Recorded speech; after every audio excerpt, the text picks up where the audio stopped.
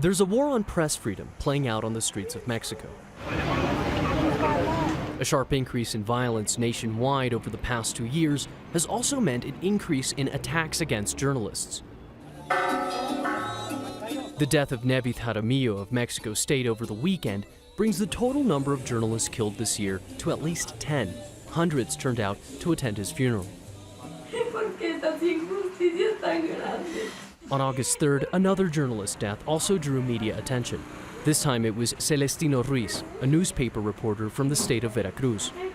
Before being gunned down, Celestino received death threats at his home. I want someone to do something, and I want them to leave me and my children alone. I don't want anything else. He was everything to me, and now he is gone. What else do they want?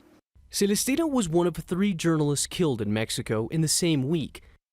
The continued killings of journalists has sparked protests in Veracruz, currently one of the most dangerous states in the country for media professionals. We want those responsible for lacerating journalism in Veracruz to be captured, the ones who harmed another family. We are journalists, but also citizens. By hurting or killing a journalist, it ends up affecting a family.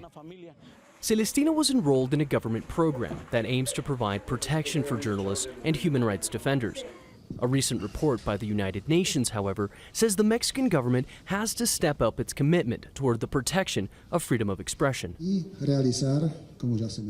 We are calling for a national campaign to promote visibility of journalists and human rights defenders, led by the President.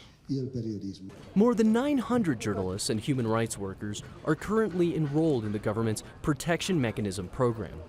Mexico ranks among the world's most dangerous countries for journalists. More than 150 have been killed since the year 2000.